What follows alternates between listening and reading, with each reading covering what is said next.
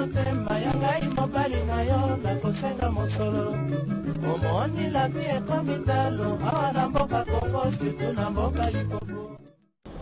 Mbote bandeko batali balandi ya émission na bino Kongo ya sika, émission oyo tomemelaka bino ba réflexion ya sika kati na masolo na biso tobetaka na ba invité na biso.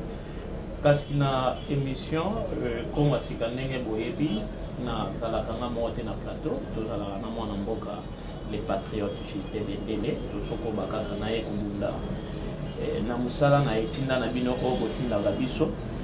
Kasi lelo toyambi moko ya baconseiller ya mokonzi ya mboka oyo abengani bongo na nkombo ya Mfumu Sabata, aza GNP na kati ya Kongo ya sika. Po balobi na kati ya Kongo ya sika ifo ba chaîne basala bilenge pe bazwa part na bango. Tomoni pe mokonzi ya mboka ayebi bongo kokanisa moko ya bilenge oyo abengani na nkombo ya Mfumu Sabata kotia ye parmi baconseiller. Yaza bongo conseiller chargé ya culture a et questions religieuses yende tokobetane masolo na biso mwa lelo. Mbote mwana mboka Sabata conseiller. Mbote mes très chers frères. Mikolo ebele osomona na lisusu na etando ya biya Afrika te tosepeli koyamba yo. Esengo makasi mais oyebaka ke responsabilité oyo tozwi. Je suis très content et très flatté de nous sur la jeunesse parce que voilà les amis cibles na biso. Koyeba kopesa jeunesse responsabilité na bango yango tozosenga na babele oyo bazali na expertise na makambo ya gérance ya mboka surtout le plan professionnel bayeba ndenge bakoki korelaye connaissance na bango expertise na bango oyo ezali plus positive ezalaki na avantage ya jeunesse po bayeba ndenge tokoki kocontinue kogere Congo to avancer pour la bien-être général ya bana Congo. Merci mwana mboka Mfumu Sabata, conseiller ya chef de l'État, mais toyambio na esengo mingi na etando ya BRT Africa, etando ya bwanya ya bilenge ya Congo ya sika. Kasi nazanga moko te na plateau, tozana les patriotes Justin Bendele. Mbote les patriotes. Mbote Fumu Fataki, pe mbote na invité na biso Fumu Sabata, mbote na secrétaire wa biso. Matondo mwana mboka tofungola ekuke na biso na basango oyo tozo beta na Mfumu Sabata lelo. Mfumu Sabata maye eza ebele ya koloba metoko banda étape moko mikolo euti koleka watu monaki chef de l'État azalaki liboso ya peuple asalaki interview moko mpona kotalisa maye oyo ye aza nango uta bokoti na ye na pouvoir na kino lelo ndenge azokoba mosala.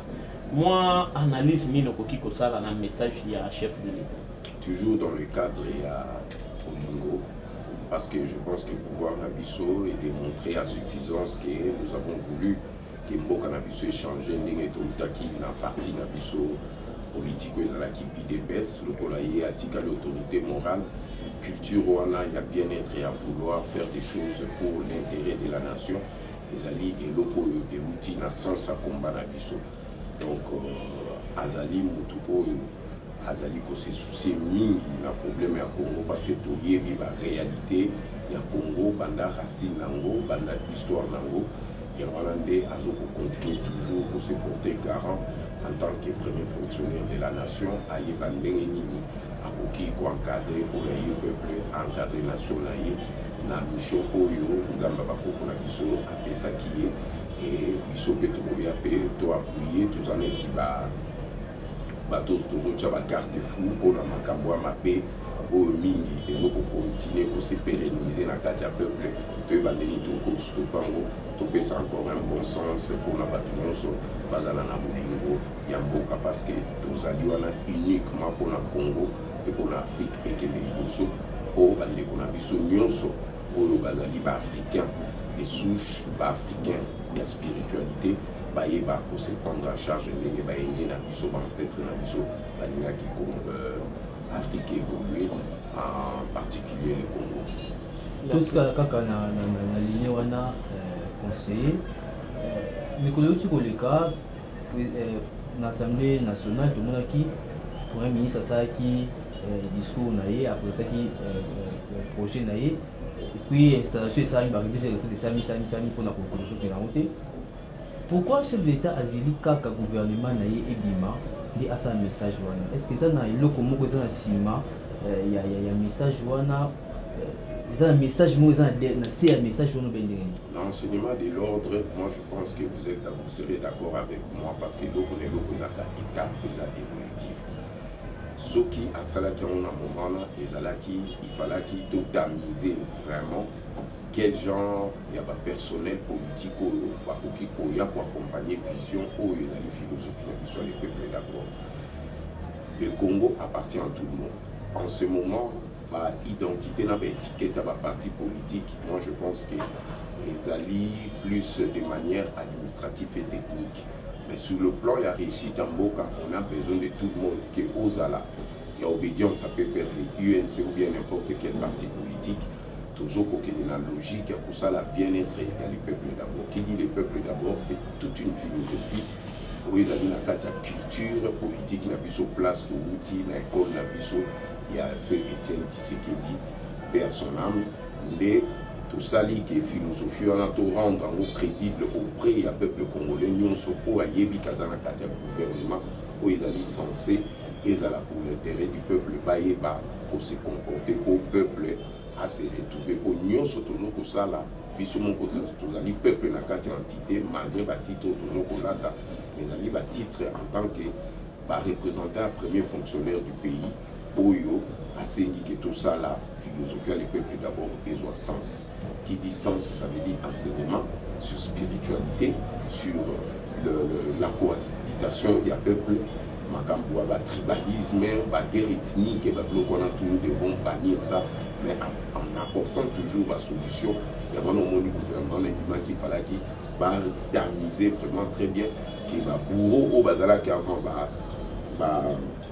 au bazala qui avant bisotos au pouvoir partenaire bien sûr ils font partie du pays, ce sont le fils du pays, il faut que ça va au bon sens parce que combat na biso les qui combat bien-être parce que le fait c'est que toujours tout ce qu'on peut vous faire comme mal va déranger l'esprit nabino, va déranger ma âme nabino. Vous devez toujours tout faire pour combattre vos ennemis avec l'amour. On ne peut jamais combattre avec la haine parce que la haine engendre toujours le mal du Coloa Mabé. Il y a un moment où le président Nabissoa qui peut insister dans le Kamwa Bolingo et Bolingo, il faut distiller un peu. Naba soldat n'a pas travaillé dans Bango. Mais surtout, le Coloa Tozali, la logique, il y a des peuples d'abord, ça veut dire tout s'occuper. La banne et les policiers, la banne et les militaires au bas dans la camp. Classe ezalofele malgré ezali droit moko constitutionnel mais ezali loko esalaki esengelaki kozala na bolingo mpona kopense bana bakende classe et likolo nango kute tozokende lisusu na procédure ya bana babanda kolia na classe mpona limite mwana kobandokima lisusu classe mpona nzala okau tomoni parent po azotinda mpona na classe te baparent na bakozala interpellé mpo toza na besoin bana batanga bagere mboka wana nde ezopulakisa ke bato nyonso bazalaki na hémicycle oyo baprésentaki en tant que oyo bazalaki ministrable mpona kotravaille mpona mboka il faut d'office ils sont sous l'obligation ya kotravaille pour peuple se retrouver parce que moto akoyo akobisa kongo te ata biso moko yango wana toemprunte pa wana ya kosala assainissement na politique bakasi oyo nyonso basalaki bahistoire basalaki bambongo tolingai tu komona bango na pouvoir te bakojouer barôle basecond plan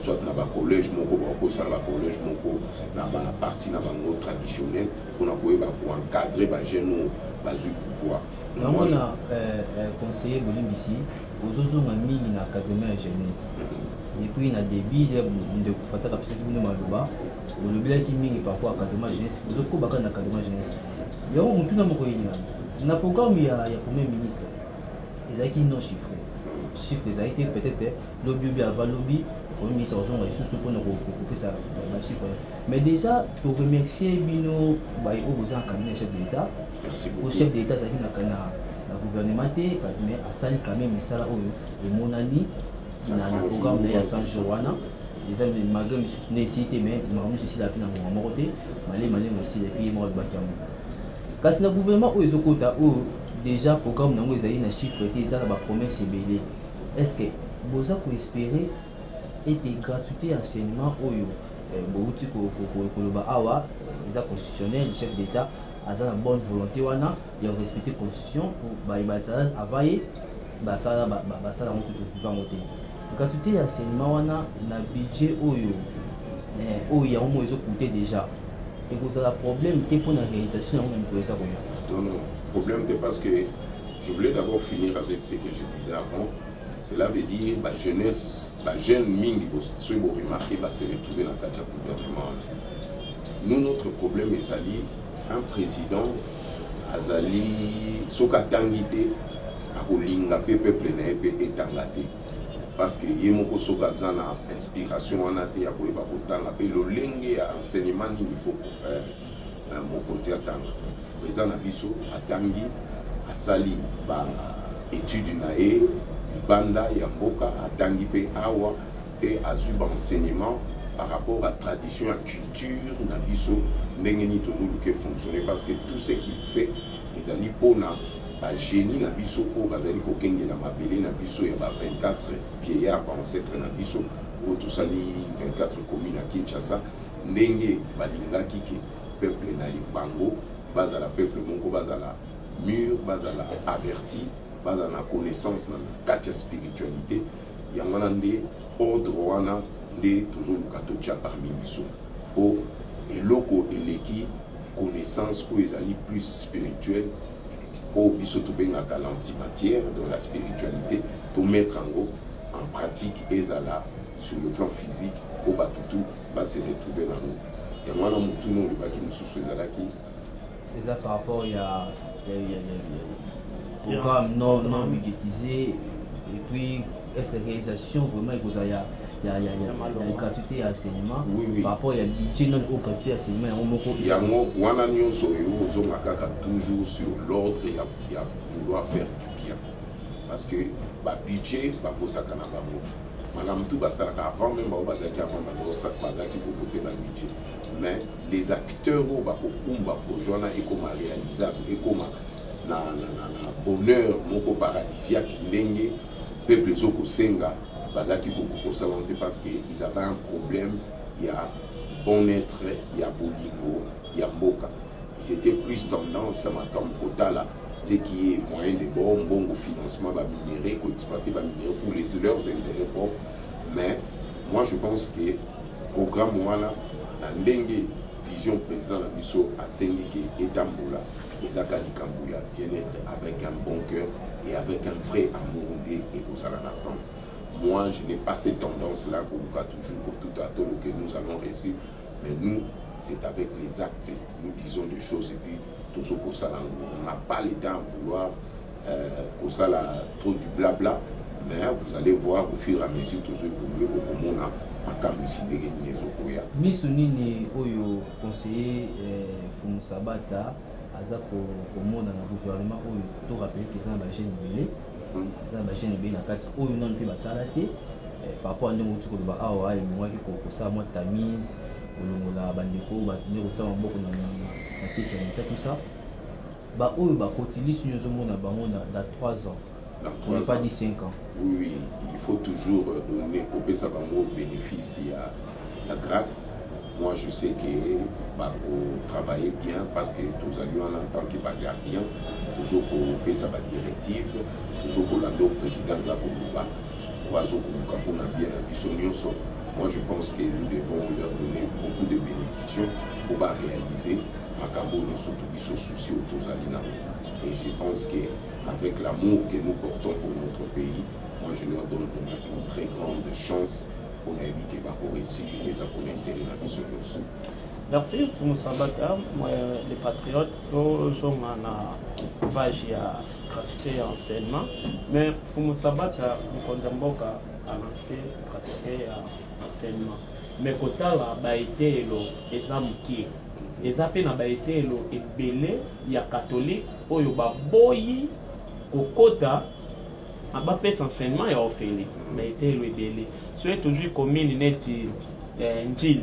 L'école conventionnelle protestant catholique est à moins de 10.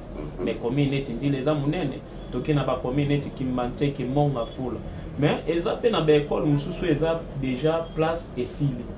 place ekomi limité moyen bana bakota eza te bana mpe belé baza nanu libanda baparent oyo baza na makoki te moyen bakende otika bao na baprivé eza te mais eza na baekole catholique ebele mpe oyo baboyi kokota na système ya l'état place wana fumu sabata les jours à venir catholique privé sur le bi je peux comprendre catholique eza elie na l'état ce sont des gens qui ont accepté jusqu'à la deuxième des humanités et secondaire 8e secondaire en plus ba frère na bango eza vie en baisse problème ezali nini bao bazali privé bako emboîter du pas parce que biso toza na makambo ebele oyo tozokosala mpo baekole tozotonga mpe tokotonga baekole ezali eza question en temps avec le temps mingi bakoemboîter le pas nazomona ngo eza ngo petit problème parce que avant même président azwa pouvoir président asololaki na baexpert oyo bapesaki ye conseil na sagesse mpona makambo na gratuité ya ekole bato baokanisa ebandi siko ezalaki avant même azwa pouvoir basalaki baétude ya faisabilité nde nini ekozala mpe aréalise yango aconcrétise yango. Moi, je pense que vous devez toujours avoir un œil auprès du président. Un œil, même avant tout. C'est un responsable. Biso, tout là, ça, projet, il y a improvisation. Ils ont un dossier où ils qui même avant le fait de il y a des combats, ils ont un biloko d'étudiants qui pendant 37 ans, tout ça, il y a un combat, il est au réalisé, selon, il y a toujours s'adapter à la réalité politique tous les deux côtés. Moi, je pense qu'il faut toujours dans la culture, il y a patience. Que Nini Toki pour accompagner le président en tant que journaliste, au banana bino pe les soki batangi na gratuité, et ça libère avantage pour la bino, et ça libère avantage pour la famille na bino parce que vous faites partie. Il y a quatre, il y a politique ou le peuple d'abord, banana bino bazo mérité pe bazarana en tant que bano tous en souci pe lobby ba diriger mboka pe ba se retrouver la présidence ngi ba jeune sous ba se retrouver même dans le gouvernement même dans l'entreprise privée mais la logique toujours à ça va un bon enseignement pour ba gérer le Congo bien au Congo ils la malamu donc moi je pense bato wana nyonso il faut ba réfléchir à deux fois ce qui va au salango peut-être na lenga égocentrio les êtres humains bazaka ba porteur na mona kati na bango. Moi je pense qu'il va échouer pour la nini les amis pour la bien-être la biso. Je pense qu'à toi d'aller enseignant à Rubuka Salaki il y a lié à Kakaka Soka Koufi après Bano Batika Liba se retrouver. Moi je pense que Aza appelé à cause d'un enseignant maudit. Donc ce qui est vrai va accepter, va accompagner vision toujours au Kenyango parce que les amis pour la bien et et surtout pour la future progéniture la biso. Merci pour mon sabbat tananina batamo loko moamke. Est-ce que moi les kanise koko za la tête des écoles catholiques protestants oyo bakoti na gratuité et enseignement est-ce que moi été mibeko eko ya bameka un peu kokitisa frais na bango frais scolaire na bango po eza na ba école mususu na wotanga comme école catholique moko baboyi ko sala inscription bagarde kaka bana oyo batangaki kuna b'inscrire bana kaka partir à niveau ya maternelle première primaire petit deuxième secondaire bana bakomisi bana te troisième humanité bakomisi bana po beyebi bakofuta mais baécole conventionnelle catholique protestante oyo eza gratuité donc moyen eza te bakitisa prix ya minerval bakolemba bambunju na bango makanisi wana nyonso eza selon calcul na bango biso tokoki koimposer loi moko te oka où bakomi kosala tête à tête moko contre le gouvernement en tant que contre des rebelles. Là nous allons appliquer la loi et pour s'imposer. La première des choses biso nde toposer kaka ce sont nos actes oyo ezali bien nos actes qui vont leur pousser bayeba ndeni bakoki kose comporter po bazala bien bana na bango mpe base retrouver biso eza nde baacte il faut toposer nde bango mpe bakochanger parce que nazomona motu nini akolinga te ke bana na ye base retrouver bien bagarde position na bango wana ya koluka kobloke gouvernement ndenge azokokende bakoeshue na bango parce na suka peuple kande mutu asalaka choix na ye peuple nde mutu asalaka makambo nyonso mais en ce moment nous avons compris que le peuple bazocomprendre nzela oyo biso tozokobema bango mpe bazoaccompagne biso. Merci pour mosabata to changer page mwana mboka bendele tokoki kota na participation ya bamangomba na kati ya gouvernement. nayebi te mwana mboka bendele bien tout rappeler téléspectateurs bolanda biso na émission pour masika tozali na conseiller ya chef d'état pour Musabata na matière ya culture et art également question religieuse. Tomoni na kati ya gouvernement Lukamba participation non seulement ya bajeune mais na ya bareligieux na kati. Point de vue d'abord ezali ni komona bareligieux oyo bino boza kodéfendre pembe na mokonzi bakoti na kati ya bon nga nazalaki un peu sceptique na kombo ya religieux wana. Moi je parle plus ceux-là oyo bazokomona divinité ya bonzambe, ça veut dire leur rôle, comment est-ce qu'ils peuvent jouer, parce que religion euti na soubassement ya tradition africaine, pareil presque toutes les religions bapuisango na Égypte bamakambo ebele wana eza sur histoire mosusu tokoloba. Mais moi je pense que ezali bato bazali na bonzambe basala ndenge peuple alingi, parce que la philosophie du peuple d'abord na mozindo nango na ndenge ya antimatière nango elobaka nano c'est Dieu d'abord, parce que soki peuple azo coexister te, ça veut dire nzambe aza na sens te. Il faut nzambe azala mpona ordre wana préexistentiel oyo nzambe atika esalaka ke tomonaka bato bazalaka bien, bato balelaka te, bato bazala na soin bien, bazala na enseignement bien, bazala na spiritualité bien. Yango nomoni bato wana base retrouver na kati.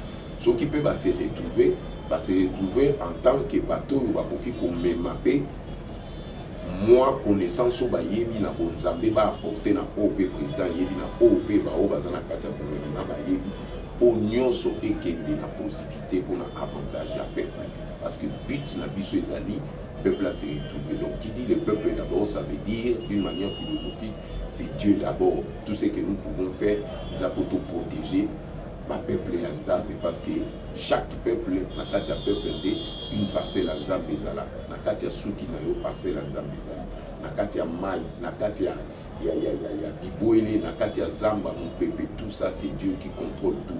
Les ateliers scientifiques à kala na bapoto babaka que non, Dieu c'est le vide. Vide wana bango bazolobe la vide Dieu kokoyi dans le vide, mais soko ke na nenga moke otala ba microscopie ya vide wana komona qu'il y a des atomes où ils allaient dans ordre mathématique moko parfaite et correcte. Donc tout ce que nous pouvons faire, ce n'est que pour l'avantage.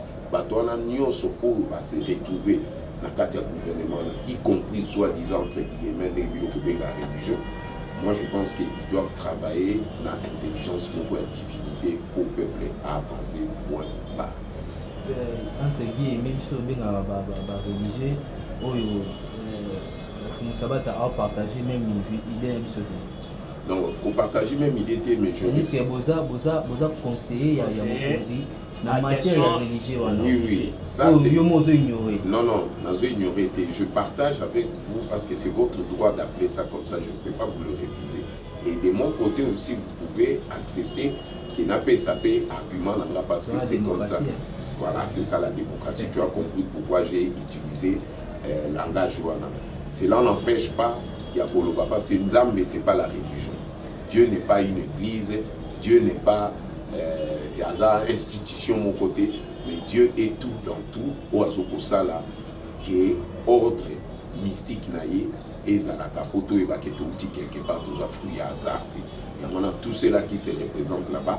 Basa la pour le bien-être makambo ezala bien pour notre existence à battu et soit sens et zala malam. Mais à partir à mon mili mon abango na mitema na bolingo, parce que c'est à travers le cœur d'une personne que Dieu peut voir le bien-être à travers son cœur. Nous avons un thème tout à part ensemble.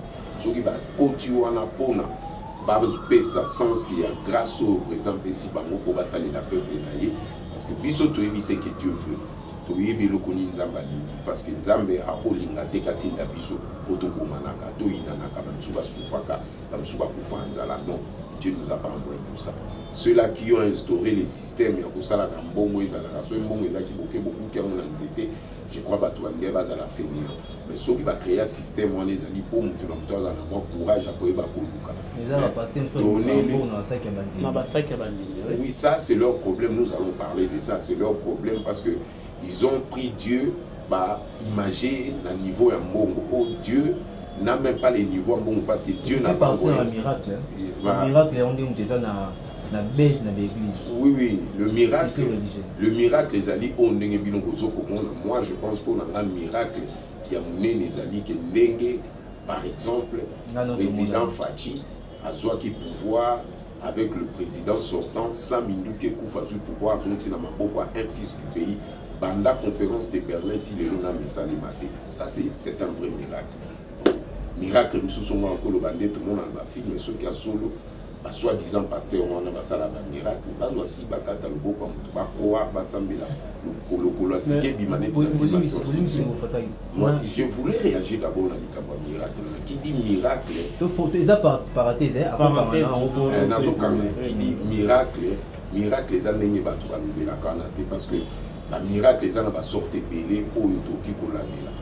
Ce toki total miracle, pour un miracle, on a capté qui termine les télématériels. Ça te semble singa c'est que comme in décembre comme kozonga na mouvement moko ok na ba poto kokoti na ba hiver na ba mboka mususu koke na ba saison sèche okomi na moment moko glace ezaka na pôle nord moi isoke frappé na dimension na même etikali 6 secondes omona terre bandi roté na mouvement mususu. Ça ce sont des miracles qui m'intéressent. Mais au bato azo ko créer na mokili déjà dans la masturbation après ceux ici qu'on dit on a prédisé mais pour tout ce qu'on va nani wana wa ezali parenthèse na kangi na ngambo tout zongi na sujet avant apesa ndeko patak azwa maloba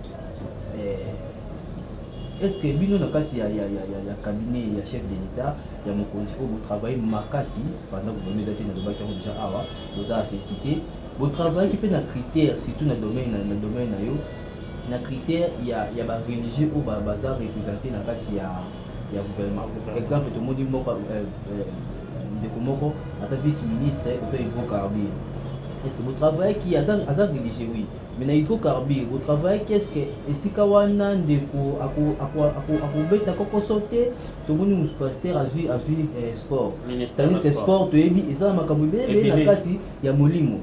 Est-ce que pasteur christianisme au bamona kaboko kindoki à cause de la facilité est-ce que le travail qui va dire qu'on y soit non il y a ceci il faut qu'on va pour dissocier responsabilité à battre les accumuler de fonctions premièrement deuxièmement les aligner pasteur a comme un pasteur mais makambo etali sport ezali moto akotanga na makambo eza na kati ya sport ou bien atali makambo eza hydrocarbure okoki kobakisa ozala pe pasteur. Parce que vous avez la pasteur, nous devons encadrer masse par rapport à la vision pour nous amener à atteindre. Moi aussi, je peux me déclarer un pasteur. Oui. Bien sûr. Ah, ça c'est court, hein? Non. Théologie. Non. Théologie. On est dans Mikanda. Pasteur, en vrai, un vrai pasteur, c'est quelqu'un qui prêche déjà le bon en lui. Pour que 10, 100 personnes qui ont encadré. Et le but est qu'il faut la théologie, il n'est pas bien grand pasteur. Les appelés c'est un pasteur aussi, mais dans le cadre, il y a pour traiter les animaux, basala la santé à bien, basala na pérenniser entre bango pour continuer à exister. C'est le plus grand souci où nous avons basala on a Katinebiso. Moi je pense que au batangi hydrocarbures basali. Le pasteur a basket, un peu basali. Pour aller même loin, le pasteur a guépé, pasteur a guépé. Donc, les alliés n'ont pas titre à théologie, les alliés au bateau qui est de la Zabatou. C'est au but de côté à la musique, pas théologie, et là, moi, façon mon coboué, il y a pour manipuler la Gabatou, pour gérer la Gabatou, il y a avantage, il y a une confrérie, il y a une doctrine, il y a une spirituelle, il y a une Gabatou. Moi, je pense que le pasteur, on a respecté. Oui, ils ont respecté. Je pense que les pasteurs, s'ils sont des vrais pasteurs, moi je pense que leur place c'est tout là, ils ont le droit de travailler pour le bien de tout le monde. Merci pour Sabata. Pour tout ce qui est dans ressources sur la page Oyo, il y a un message encore pasteur Moïse lié à Saki Nakati et Tonganai. Il y a une question religieuse. Nini Oyo Koki Kobakisa na message. Non, moi ce que je peux dire, pasteur Wana Moïse c'est quelqu'un d'abord qui est très dangereux pour la nation. Et je pense que va diminuer Bélé au Bazaka no Balongwa. Comme il faut comprendre, les confréries n'a pas beau Québec aux oies. Oui, t'as dit ma formation. Ça, c'est leur droit. Mais moi, ce qui m'a beaucoup touché, les amis qui ont ça la déclaration que ceux qui ont dit au récit dans la vie, langage à l'Obaki, il faut éviter le peuple congolais. Ça m'avait beaucoup touché. Le peuple congolais a mon azar, mon satanate, soi-disant pasteur na trampo yazali à terre makamabo na kati église, de bandiminer bafandi bazope salito ina muto bongo, ça commence à montrer à suffisance que bazo kabakoti sa peuple na fatalité ya Covid na wana bo monde même l'Afrique du Sud. Problème on a apartheid et zo ko gangrener ba ndeko na Afrique du Sud ba komo bo mabande ko na nini sima makambo wana ezana ba confrérie oyo ba ko maka basala ka ba mabe au Afrique za toujours na désordre ba panza. Mais nous on est là pour tout ça qui ça africain. Et quand un pasteur est en train de faire ce genre de déclarations, moi je pense qu'un jour c'est une personne qu'on doit interpeller à Okiko, tout ça va peuple tout bon côté parce que tout comme il faut sentir l'église ils ont comme ma batu na bobungi na dérive bazo créer biso ba haine pe batanga ka kombo nzambe ko ba bi nzamba lo bakate akosala bango eloko te ndenge to mona ba film ko la pour 5 mois be nous doit améliorer à salut à faire son finition. Mais moi je pense que Herrero bazoluka ba mema la nation ba mema peuple Herrero wana ndeko bisa bango ba tente mikolezoya et mingi ba kotika ba conflit ba kozonga sur mais Musabata étant que conseiller à Mboka en matière de culture, art et questions religieuses, sur votre disposition, ni besoin qu'il y ait un message, comme on a montré à Zambie, a fait sa message à plein de devant. Il sera interpellé. Il sera interpellé. Il y aura un moment, il faut tout ordre dans l'église, parce qu'il est gangréné le peuple congolais, ruiner le peuple, lier le peuple, mbongo, prophétie à l'Obuda. Bateki si batu ba mabango ba kaboli ba famille batu ba profit pour la prophétie na ba enseignement moko mensonger. Moi je pense qu'il y aura un moment ordre moko koya auto régler ba loko na ndenge na ba Rwanda basali ndenge na ba Angola basali et puis so peut photo mettre ordre awa et je pense c'est ba genre ba pasteur on a sala ba déclaration bongo qui doivent être interpellés pour s'expliquer pourquoi bazo na ba kabela pas kabola peuple congolais qui est un peuple saint. L'éviter les patriotes, ce que vous avez un message pour qui ça. Na question oyo, na sujet oyo, les aïki madame conseiller à commenter en haut parce que il faut trouver ça maloba ya pasteur quand on a fait on conteste ni tout ça. Merci na conseiller quand même d'aider à recadrer. J'espère pasteur Moïse lié.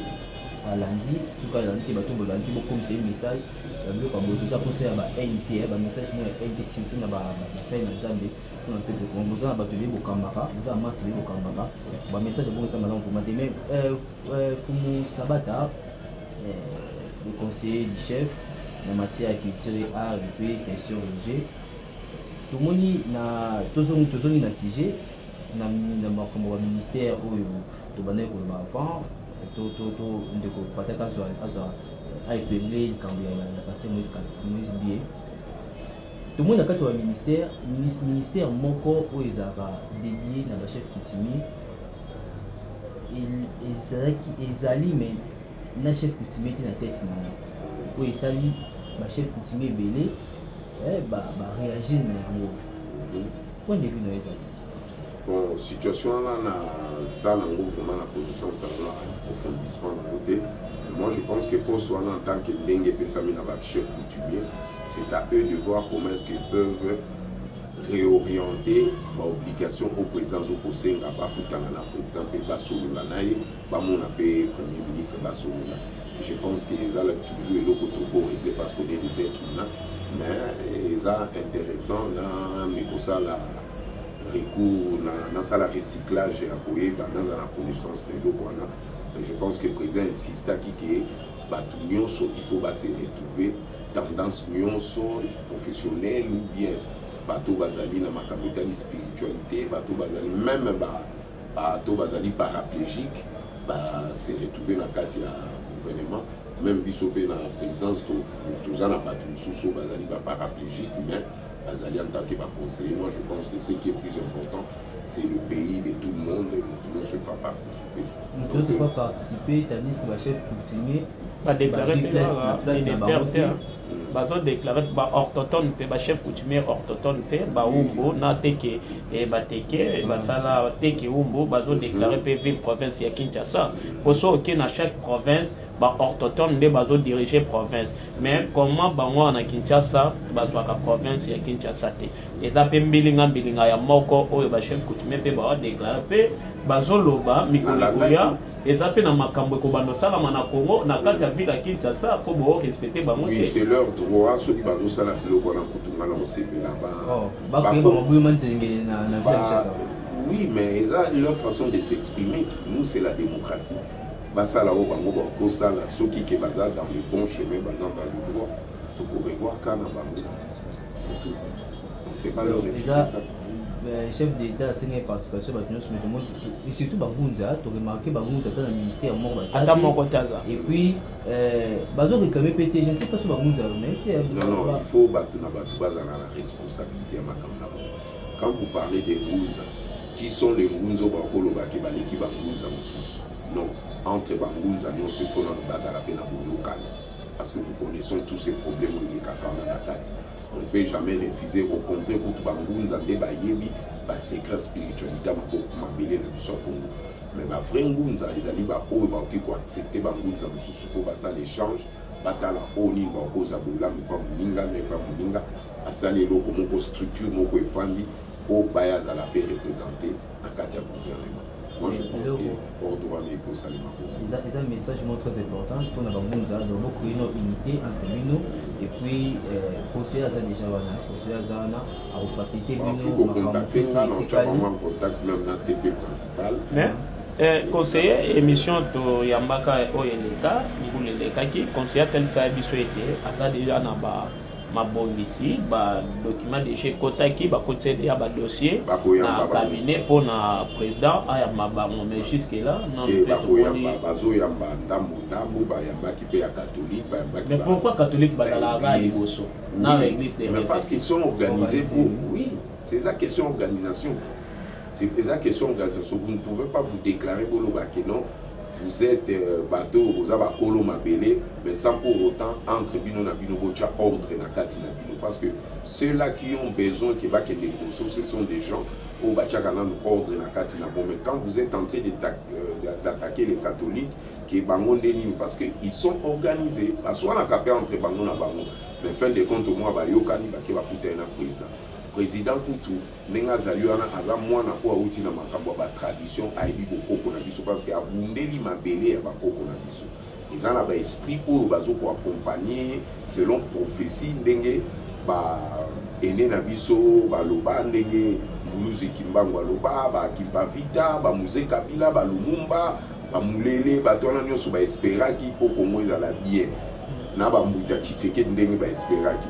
Bango pe côté na bango il faut pas avoir responsabilité wana baye ba kocha ordre na kati na président Fati Paza na kati ya bilaka na ya ba professeur mais yo qui nous dirige mboka Congo sans la spiritualité respecter spiritualité te yango mona ki avant président azala ki avant biso a ignora ki biloko wana yango mona ki déso de kota ki na spiritualité bato quand le président est en train de demander que apesi maboko mboka na maboko ya nzamba mpungu nzambe na biso bakoko na biso kwa yebi ki auti wana yebi logique wana makambo esalemaki mokolo ya prestation de serment na ye komona makambo esalemaka te eza makambo nyonso tokoloba te ça veut dire azalaki en contact na baancetre na ye soki baancetre na ye te bazalaki jour wana balingaki bapesa ye grâce wana te oyo nzambe apesa baancetre na ye mpo bagere mabele na biso donc eza mutu na place azali il doit faire c'est pourquoi il a été envoyé.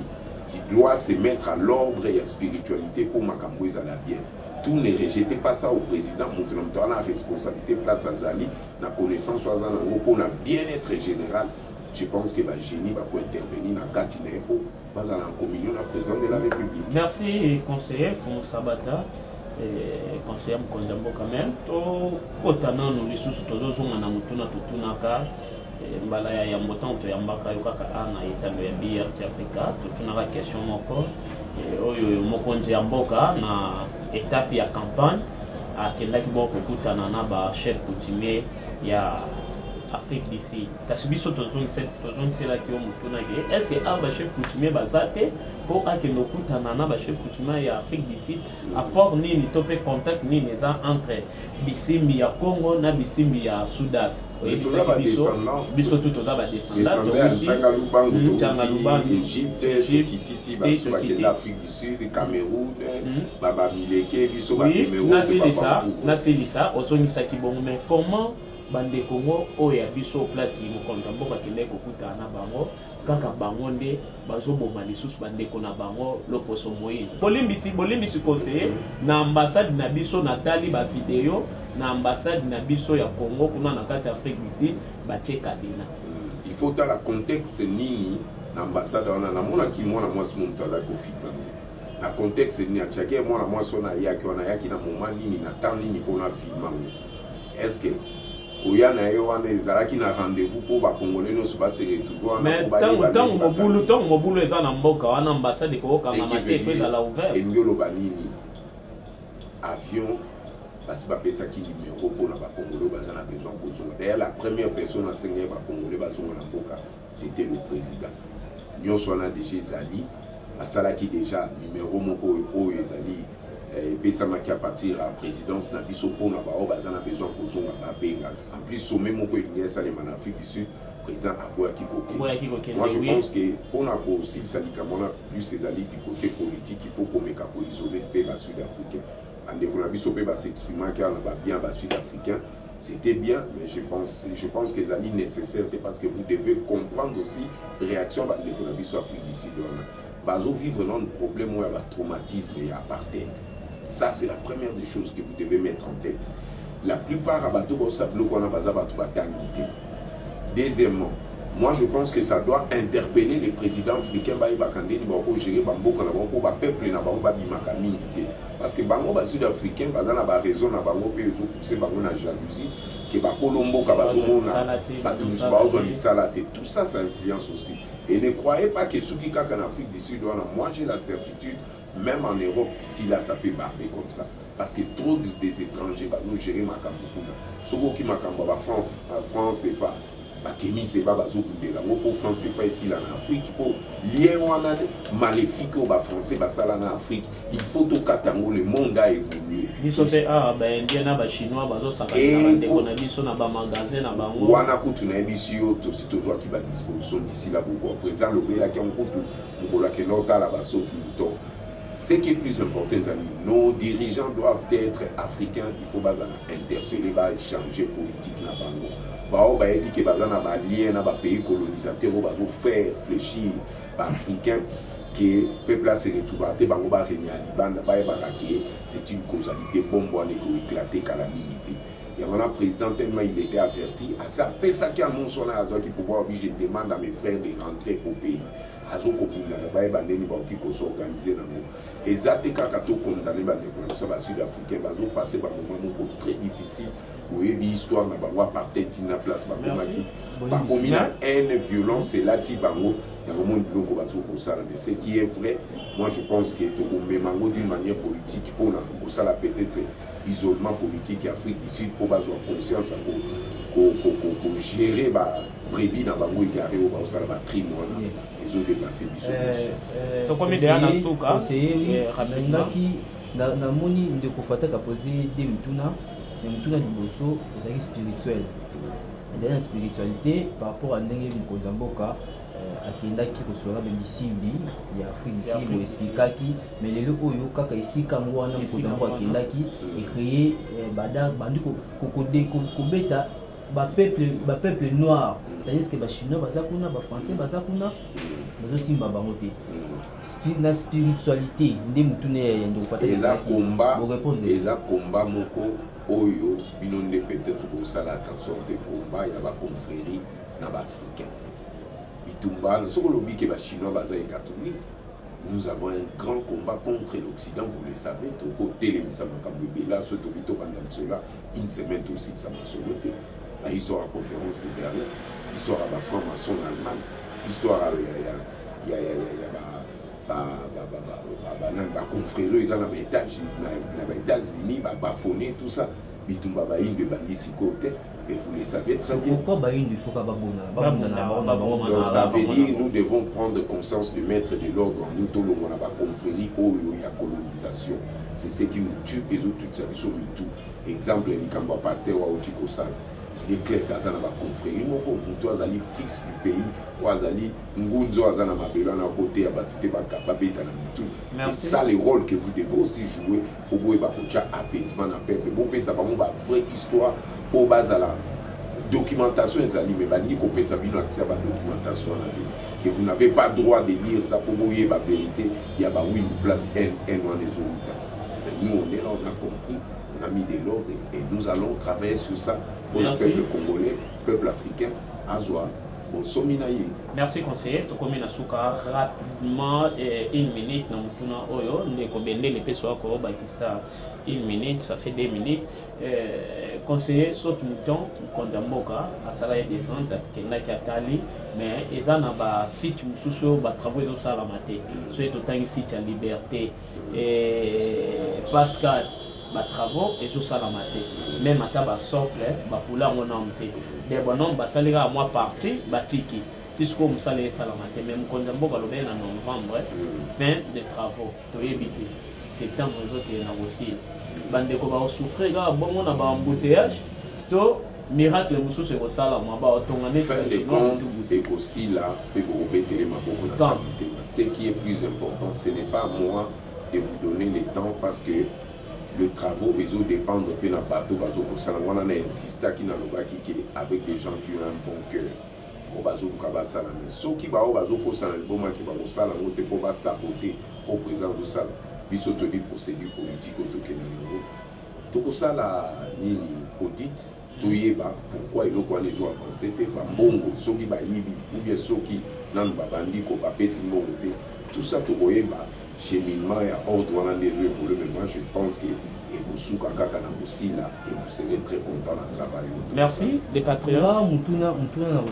d'abord on a félicité et puis on a remercié conseiller Sabata Isa pour nous flatter qui a conseillé chef de l'État en matière de culture et art et questions religieuses mais de poser ma question vous savez que le plateau tout ça qui vous tout ça qui limité de poser ma question où ils a même na kati ya domaine qui me répondre. Merci na conseiller Sabata et puis ça l'a ramené aux conseillers mais quand même pour aux aranayo car on dit aux aranayo avant et aux aranayo par rapport à conseiller on les a école na biso ya simplicité trafic d'influence tout le monde et monsieur Subazana école na bino mais bazo c'est vrai ça oui basa après mission na temps mais conseiller Sabata na kati ya cabinet eza pe héroïne tozoyoka basusu ebele so ezobimaki ya corruption tandis que chef de l'état aza déjà na fimbu mpona kobeta bati valeur nyonso wana na kati déjà cabinet solo ya corruption mozobima na ye te soko mais quand il y a spéculation moi je ne procède pas dans la spéculation cabinet ezali wana tozotravailler et si il y a une mafia où ils ont organisé Simon Fobal Luka, soi-disant ceux qui corruption dans le rétabli direct. Moi je pense que le président ou débusqué tant que vous êtes dans la vérité, vous êtes dans le bon, le mal ne peut jamais venir effleurer combien au milieu de la et puis état des droits, ils avaient une limite, moto a frappé, état des droits, ça la main. Non, état des droits dans la façon qu'il nous a raté. Nous soit pour une ambeba, à Ibé loco. Nous sommes pour une ambeba, Ibé loco, quoi, tout ça, état des droits, photo limbis. Non, c'est tout. C'est pas ça. À l'équipe d'un baron. Parce que Fumusaba, tu as tout le angle monté. Angle monté, fils Moukoko, pardon, Nassisa Awa. Donc, il peut changer les positions. Non, c'est à lui de lui demander. Hein. Moi, je pense que je ne suis pas en mesure de répondre à vous. C'est un problème qui concerne le parti. Moi, je suis à la présidence. C'est à lui de poser cette question. Merci. Pour continuer. Sabata, Tosoli, Masolé, mais Tosoli, Kitiré, pour les appels Moko, comment analysez-vous en général qui tire il y a sur le lot la musique mais les pays éducation ça comment faire la musique et ça qui avant avant n'est-ce que ba boum mais là c'est une unité comme la musique il y a comment vous ça analyse et puis la musique vous ça pour na musique à marcation les à la capé selon réalité en pour animer. Et ça un message qui par rapport à contenir la musique à moi. Oui, j'arrive, je vais t'expliquer. Notre culture est la culture est tellement immense, la richesse moko inimaginable. Nous avons un problème d'homme. Quel genre de personnes ont besoin pour la culture? Moi, je pense que dans la nyonso, dans un problème, il y a vide d'inspiration. Les bateaux du Kaba Kembe, dans ma campo, ils sont maléfiques. On va se faire un nom derrière ça. Moi, je pense qu'avec le temps, au moment où ministre de la Culture allié, nous travaillons beaucoup sur le dossier Bélé Kuna. Et je pense que l'artiste Bélé va vous aller inquiéter, ils seront interpellés dans un message dans par rapport à un message, pour le éducation des bases. Ah ouais, le message, on a mis dans une vidéo, on a mis dans sa publicité, et puis il y a un message, on danse. Dans un message, ils ont ils seront interpellés parce que nous devons, c'est ça la mission, même au binôme journaliste, c'est pour jouer sur l'enseignement éducationnel. Moi, je pense que tous ces gens-là vont aller interpeller beaucoup. On a quand même des balles à ma position. Matondo mfumu sabata matondo na bayebaso botika kitabu na bino kolanda masolo na biso oyo na kati ya etando ya BRT Afrika Kongo ya sika matondo na mfumu sabata conseiller ya mokonzi ya mboka ndenge auto répondre tous les jours na ba invitation na biso kasi lelo nga na kotelemisa bendele te na tikeli mwana mboka bendele atelemisa bendele po toke. Mot de la fin d'abord, nous savons par rapport à Michel bon, la question là tout dans l'esprit du silence.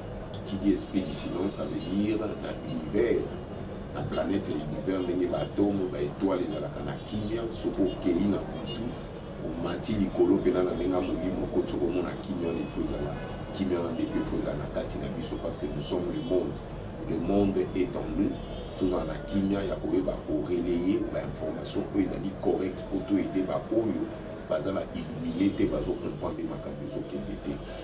Tout ça, on a pour faire passer la lumière, et cette lumière-là doit être pour l'avantage de notre nation, de notre peuple, pour la guerre ethnique, les tribalisme, les alités, peuple bas à la carbonaté, nous tous, nous devons avoir un seul camp de le président Lobaki, qui est le camp du Congo, le camp des Congolais. C'est ça que je vais demander. D'abord, tout l'esprit du silence, on a il a tabi son makasi, autour de la natan, il y a pour mon juste, il y a habitué dans la paix au peuple congolais à se retrouver. Esprit du silence, et la tabiso, et ça, le baro est souci, émission, la maloba, on est souci, émission, le bas qui n'a pour nous savoir quoi ça CHMK en matière il y a culture et art et puis question religieuse mais que celui masolo et belé au nyon na nyoso wana ngai na ko synthétiser ngo na bongo na semi ba message ya kimé unité ya musangani ya peuple Congo ya peuple noir ah ni na souci tout ce monsieur lelo on a de contact vous avez plaisir pour toi bino tout un bâtiment invité à Sika pour na Congo ya Sika